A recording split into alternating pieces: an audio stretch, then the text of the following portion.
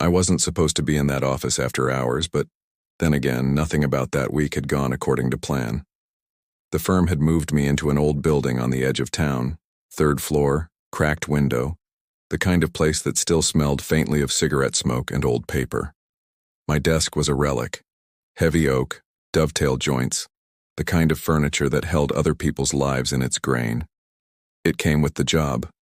It came with a small brass drawer pull and a lock whose key was nowhere to be found.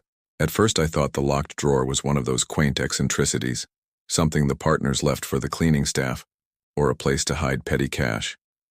I asked the office manager, I asked the junior paralegal, who'd been there 6 months, even the cleaning woman who arrived at dawn. No one had a key. No one had ever opened it. Curiosity is a dangerous kind of boredom. On the fourth night, after the building emptied and the fluorescent lights hummed down into a softer, tired glow, I stayed. I told myself I was finishing a file. Really, I wanted to see what the drawer held.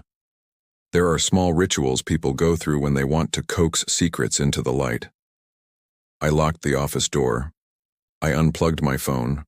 I pulled my chair close and stared at that lock until the metal looked like an eye.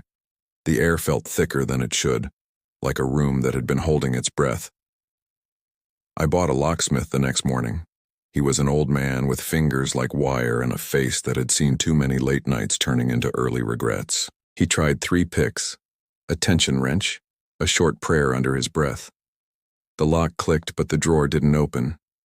It felt as if something on the inside was holding it closed, not the tumblers.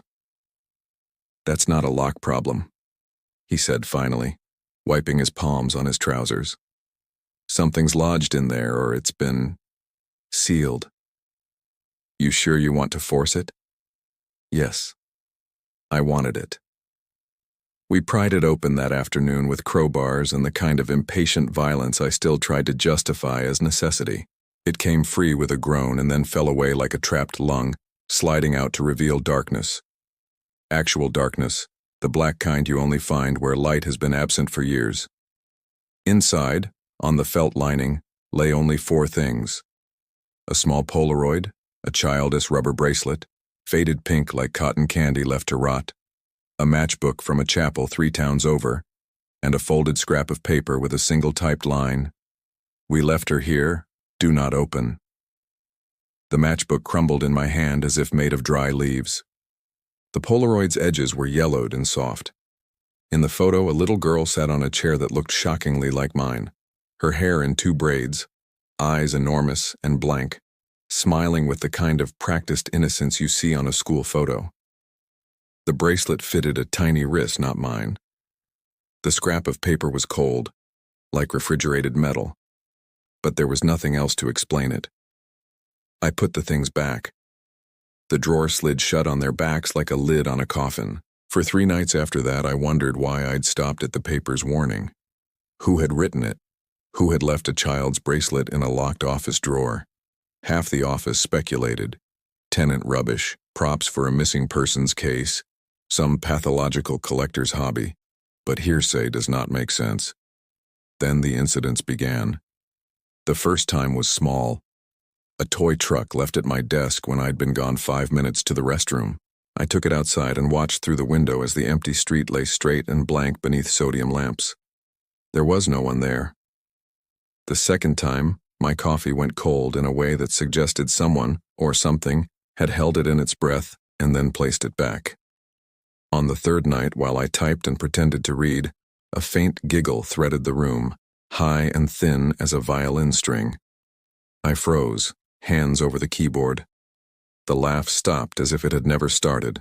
I emailed the partners, professional, clinical, and they wrote back with a single sentence: "Stop being superstitious. File the brief. Go home." But home meant sleeping in a small apartment with thin walls and imagining motions in the hallway. So I stayed. The whispers changed from sounds to sentences. They began, always, just as the clock on my monitor switched to 2:22 a.m. At 2:22, the air would drop 2 degrees. At 2:22, I felt the sense that someone was leaning over my shoulder, reading the pages I had not yet written. At 2:22, a single phrase would dance at the edge of hearing, almost always the same two words: help me, help me. On a Wednesday, when the rain tapped spider-quick on the window, I decided to trap whatever was making the noises. I taped my phone camera to the inside shelf of the drawer and left it to record. Motion detection, night mode, the whole embarrassing apparatus of a man trying to catch a ghost. I left the office at 10, though I watched the footage 3 times before I left. And on the third watch, something in the grain of the wood looked like a face. Midnight felt like a war. At 2:22, the monitor showed only darkness, then a movement like a breath across the lens. The camera stuttered, the drawer's interior lit, as if by a match, and on the Polaroid the child's mouth moved.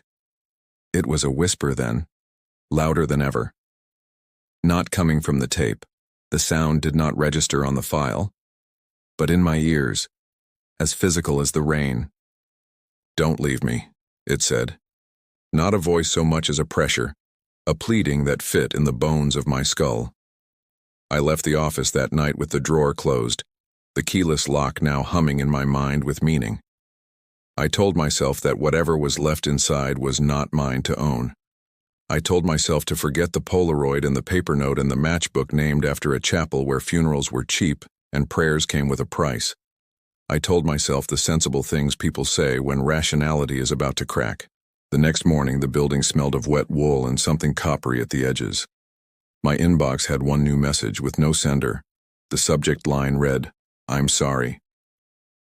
Attached, a picture of my desk, taken that night, from the other side of the room. In the photo, the drawer was open.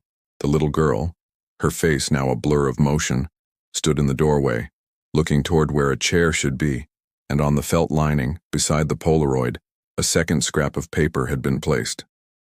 This one read in the same typewriter font, "She will not leave." The office felt suddenly full, of cold, of eyes, of a presence that wanted to be named. I thought of the matchbook. I thought of the chapel 3 towns over, and of funerals that were too quiet, of family names that did not appear on obituaries but whispered like unpaid debts. I thought of the partners telling me to be sensible. That afternoon, I took the drawer to a locksmith I trusted as though I were carrying a small animal that might bite. He opened it with the care of someone untying an old sorrow. Inside, beneath the Polaroid, lay a last thing I hadn't seen. A small hospital tag, stamped with a ward number, a name I recognized, my own. My name, typed like an anchor. The bracelet fit a wrist that was perhaps mine in a picture I had never taken. The matchbook promised a chapel. The paper had warned me. The camera had watched. The whispers had begged. At 2:22 that night, the office light blew out. Something brushed my hand, soft, cool, against the small of my back. When I turned, a chair moved outward as if someone had just stood. The drawer was open. The Polaroid lay face up, and the girl in the chair had turned her head. "She's been here longer than you think," the air said, wrapping itself around the syllables. "She's been waiting for someone with your name. I am not proud of the way I left that building. I'm not proud of the things I did after midnight to convince myself I was leaving. I am not proud mostly of how I still catch myself standing over the oak desk at 2:22, listening for the tiny breath of the drawer, hoping for the day it will say something else, anything else. But I suspect it will keep saying the same 2 words. Help me. If you liked this, subscribe and please don't stay too long in old offices with locks that no one can explain.